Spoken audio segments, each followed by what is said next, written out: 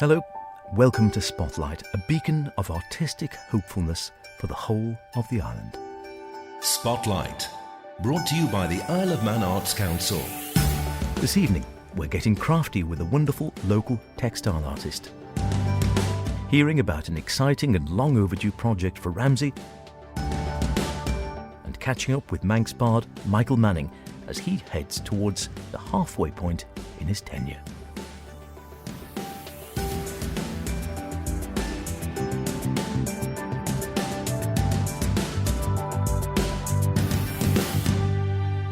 Remember, do get in touch with any creative artistic endeavours you may be involved in, planning, hoping to create, or would really like to put in that spotlight.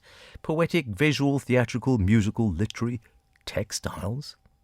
Just email me, spotlight@manxradio.com, howardkane@manxradio.com, if you prefer. Now, we don't have a lot of textile artists on this programme, so let's try and redress that balance somewhat. Helen Winter is just that, an island-based textile artist who brims with enthusiasm and a love for her chosen medium. Through her classes, workshops and commissions, she's been getting an ever larger following online and in real life. And that's likely to increase further in the next couple of weeks as Helen and her island-based business is featured in the iconic Women's Weekly magazine. Helen and her trusty sidekick, Alden the Lockton Sheep, dropped into the Spotlight studio for a chat, and she told me she's had a lifelong love of working with materials since her earliest years, playing with her mum's button box and then learning to knit with her aunt at a very early age. My best subject at school was art. I flew in art, not necessarily other subjects, but I had an affinity with art. So the obvious solution for me was to go on to art college, and I studied art foundation, and it really developed there that it became obvious that textiles was the thing that really sung to me. So I went on to Polytechnic in Nottingham and studied knitwear design to start with. However, I think that first year really it became obvious that I wasn't a fashion designer as such. I was more into the actual construction and how things were made and whatnot. So I transferred to a textile technology course, which, I just flew with that. So it was more, I've just got an incredibly curious mind. So it was just fascinating to, in that course, you were introduced to how fabrics were made. So we did weaving, we did using knitting machines and even warp knitting machines, which is knitting machines that knit things like lace for underwear and that sort of thing. And it just moved on from there. Having qualified at that, or getting my degree in that, unfortunately at that time there weren't necessarily the jobs around, so I started working in John Lewis and haberdashery department. So you were aiming at a career using textiles, definitely. That was something you really wanted to go for. But unfortunately, this was like early 80s, and it just happened by chance that, unfortunately, when I came out of university, there weren't anything particularly that I could go into. Maybe it was a bit that the partner that I was at the time was down south, and I was in Nottingham, and it was like, I'm going to want to live down south, and there weren't particularly any jobs at the time. And is it more difficult because you were saying, obviously, as soon as you think textiles, I think most people probably do think fashion, and you were saying fashion wasn't going to be your bag, as it were. Does it make it more of a niche market then to get into if you're into textiles but not wanting to go down the fashion route? Well, actually, it was interesting because several years later, I did actually begin working for a company called Equip, which was a company that they specialised in outdoor equipment and also producing their own outdoor clothing. And they actually hired, there was a guy there that actually developed the fabrics for his outdoor clothing. And he actually said that he went down the textile technology route, and he actually went into the actual construction of the fabrics. So he specialised in that, and it was just part of me was like, that would have been an amazing avenue to go down for me. But I think that there was also in my mind, it was that I still had the artistic bent in my mind. I still wanted to have the being able to sort of go down, sort of express my own creativity.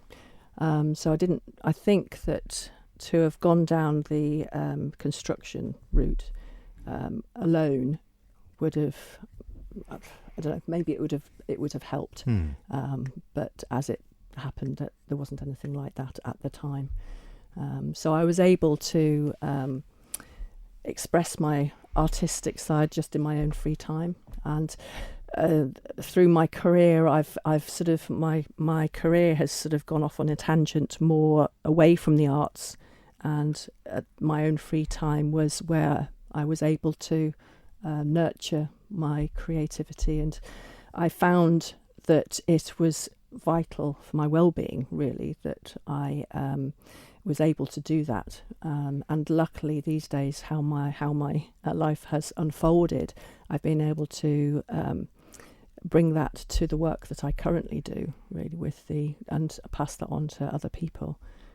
Just how amazing craft and creativity is for well-being. So bring us up to date then, because now here you are on the Isle of Man, been working here for some time. Helen Winter Textile Arts. We've got a couple of examples here in front of us. I wish we had the cameras on this as well, because we've got far and away the best Lockton sheep I've ever seen crafted into fantastic. The face and the arrogance and superiority is captured beautifully in the eyes and the face with him. And you say he goes everywhere with you. Alden, that's his name? Yes, yeah. He is. He is absolute, yeah. Best by a country mile I've seen of a Lockton sheep. And then a lovely mountain hare, complete with scarf next door. So these sort of creatures, this is the sort of thing you're working with now, making these wonderful creations, and also teaching other people how to make them. Absolutely. So I was working for a data centre as a facilities manager. So as you can see, that was completely far removed from artistic side.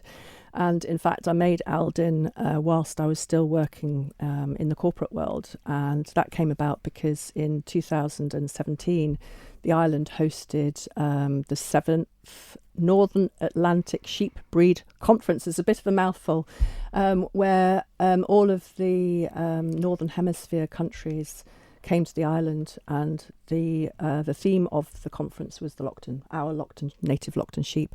And I was asked if I could host workshops, because part of my history is that I have taught as well. So I hosted a workshop along with others for the delegates that came.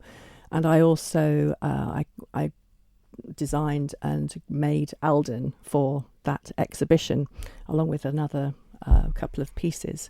So he came about, but then 2019 I was made redundant from my corporate job, and the lady that my company at that time introduced me to help me decide how I was going to progress after the redundancy, she saw everything that I did, and she said, well, why don't I actually start my own business? And of course, it's a bit sort of rabbit in headlights. It's like, well, crikey, I've got bills to pay, daunting. And it was incredibly daunting. However, I thought, well, okay, let's try it.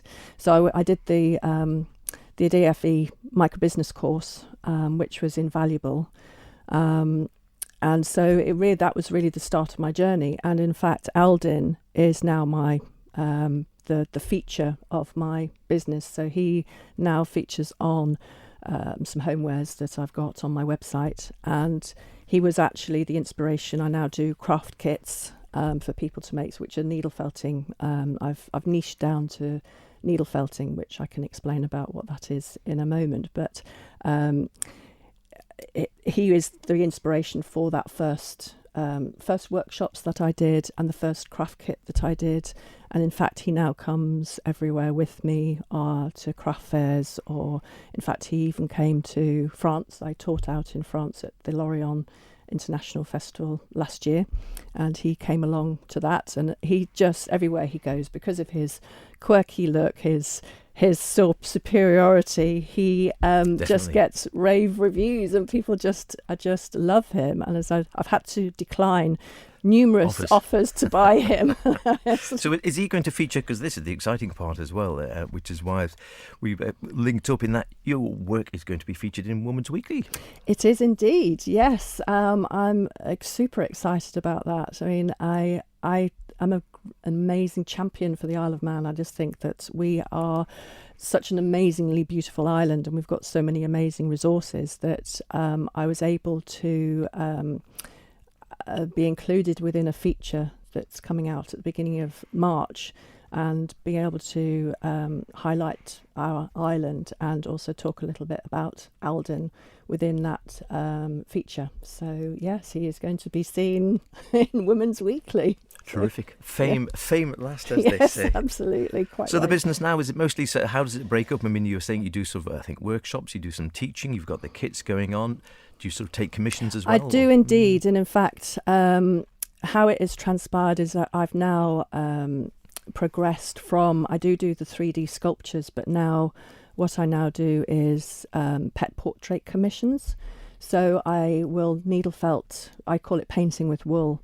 So I use colours, wool of different colours, and blend them together, and then create some pet portraits, which I've got here as well. But I can actually include the animal's fur within the portrait to make them extra special. So it's just a really...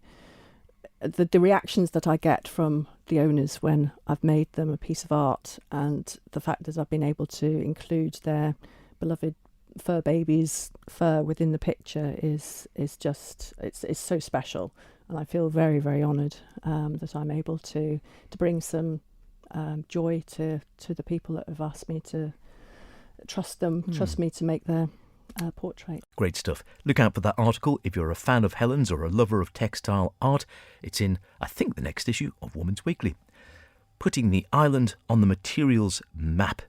And you can find Helen online, helenwintertextileart.co.uk, or social media, Helen Winter Textile Art on Facebook and Instagram. And no, sadly, I wasn't allowed to take Alden home. Spotlight, brought to you by the Isle of Man Arts Council. Now, we heard about the Cloydrin Northern Community Theatre's production of the pantomime Robin Hood last week. Oh, yes, we did, etc. And we spoke to the founder and director, Heather Ruffino. But the indefatigable Heather also had some other exciting news to impart. Now, while you were here, you mentioned Ramsey Courthouse as well, and this is something which is very exciting, because this is now, at long last, people might say, because it's been sitting there for some time, but I know there's been a lot of work that you've been involved in behind the scenes for several months now, and it is now going to be what I think a lot of people think it needs to be, a community hub. It is indeed, at long last, officially, I can announce today. We are Ramsey Community Hub, and we are going to run it as the Ramsey Community Centre for everybody, for the Ramsey and the north for the town. We've been trying to get this off for so long. It's taken quite a while to get it off the ground. We are Ramsey Community Hub, which is made up of a committee that will be running it as the community centre, and we are from representatives to make the committee. We are with myself with Cloydrin Northern Theatre, the Farmers Market, the Ramsey branches of the British Legion and the Royal Naval Association, and the Billy Redmond Trust, and the artisan market. I can't say that word. Artisan market as well. And we've teamed up to make this committee to run it. And our plans are this will be hired out for numerous things, events, parties, clubs, all sorts. We have some regular bookings already with dancers and Pilates and everything, and we are going to run it as a tourist information office as well.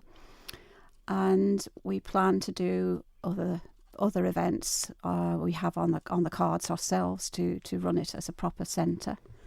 So we are having our launch open day for everybody to come and see us, find all the info about us and what we have planned. So it's on Saturday, 25th of February. Open doors at 10 o'clock through the day. So please come and see us, meet and greet, and we'll give you all the information you want to find out what it is to book it. It has so much potential, the Courthouse, and to be a heart of Ramsey for a community centre. It has 2 lovely large main rooms for hire, and we have side rooms. So there's lots that will happen. So finally, Ramsey, you have your community centre. Oh, terrific. And it's so exciting to hear that. And I know you've been working on it for months, 6 months, 8 months, a year? I don't know. Yes, it seems trying like to get it going. A long time. Yeah. We've had to register as a charity, Ramsey Community Hub. Obviously, we'll be ploughing what we make, the money that comes through will be going to be ploughed back into the charity and just to run the place and keep the expenses. So just to keep it going for the town. And I was going to ask you exactly that. So it's going to be run by a registered charity yes, then? we are registered as a charity, and it's Ramsey Community Hub.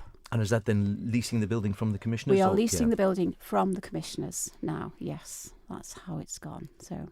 And it's so exciting to actually hear this up and running at long last. Now, you mentioned some of the other groups, so it is an idea to basically get all and sundry involved, whether it's arts, whether it's, as you say, markets, whatever. Yeah, all sorts of things, clubs, classes, workshops, parties, everything that, and we are... Cloyder and ourselves, we will be putting on plays there, and there'll be concerts and things like that planned for the future. So there's a lot of potential for it. And it's terrific to see, because I suppose it's, if you look sort of over in the West, maybe it's a similar sort of, the Centenary Centre there started out in the same way. Yeah, Peel Centenary, and they're so lucky now. They've got a wonderful support, and it's all great for them. And Port Erin has the art centre as well, and of course Dear Douglas got everything, of course, but Ramsey has always been a bit unlucky in getting things off the ground, and it's just great to be able to try now and boost it and do something special for it and give it a heart. Absolutely. So, and that's exactly what it needs, isn't it? It's bang in the centre. It's exactly the right wonderful. sort of spot. It's bang in the centre of town, and it's a building that's just got character. It's Lots had a of character. load of history. I mean, it's been everything. It's been way back in its history. It was an actual community building, and it used to be known as the Royal Theatre at one stage, for plays used to be put on there as well. It's been the courthouse as it was, and it's been a police station. It's been a post office. Well, now it's the community centre for Ramsey.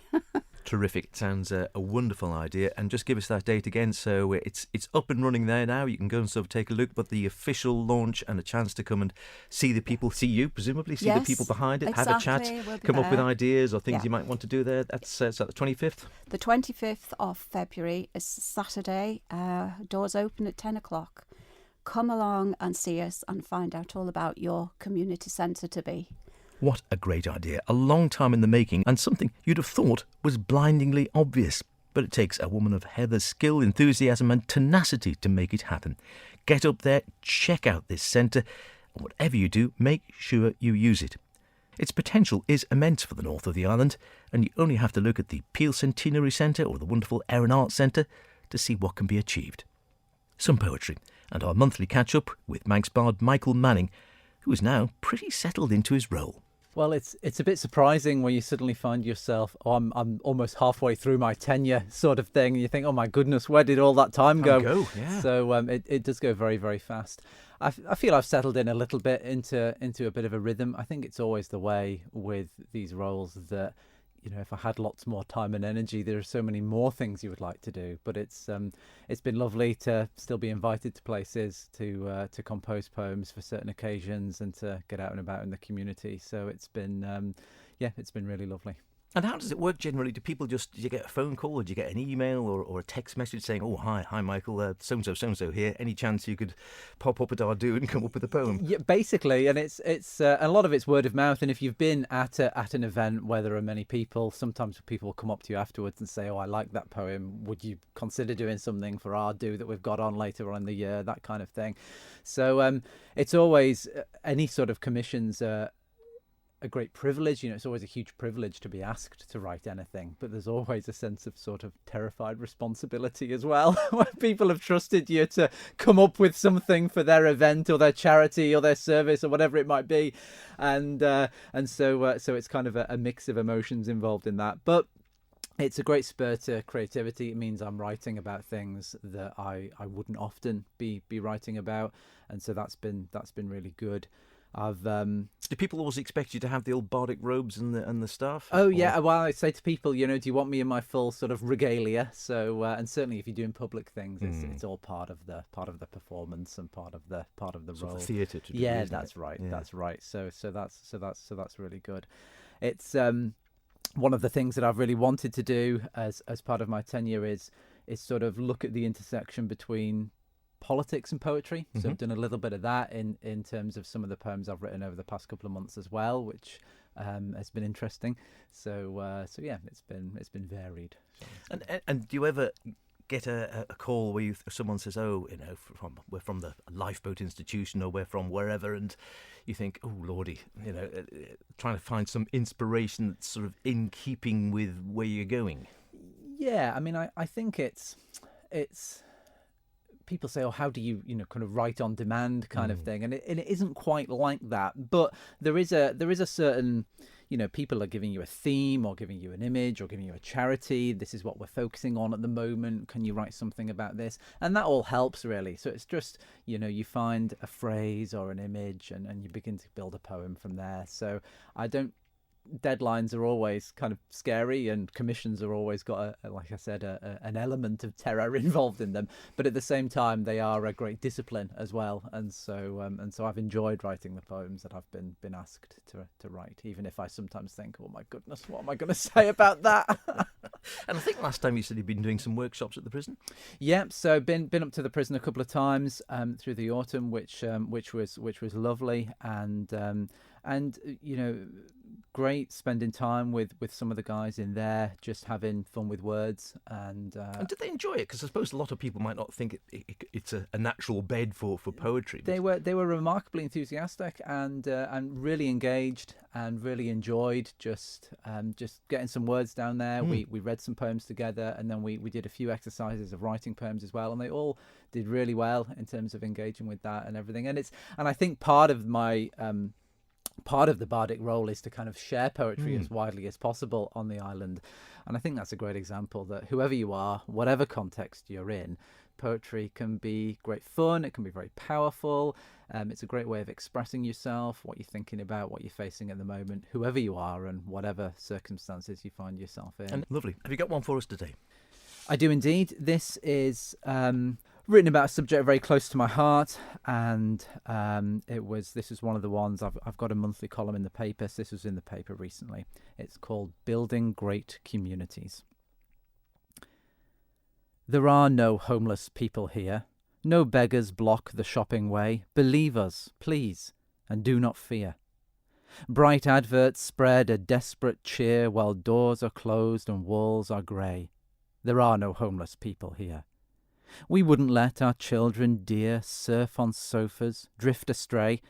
Believe us, please, and do not fear. We have no shelter, nothing near. Once we admit, we'll have to pay. There are no homeless people here. The boarding houses, damp and drear, enriching landlords seem to say, believe us, please, and do not fear. Ignore the voices, loud and clear, that clamour for a better day. There are no homeless people here. Believe us, please, and do not fear. Michael has a wonderful eye and ear for highlighting some of the island's hidden difficulties and overlooked people in a thoughtful and, of course, poetic way. I look forward to the next one. That's about it for this week. Don't forget, if you want to hear anything again, go to manxradio.com, download the Spotlight podcast, listen where and when you want. Why not try it whilst pruning your red currants?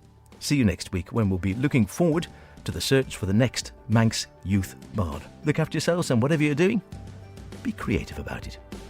Cheerio.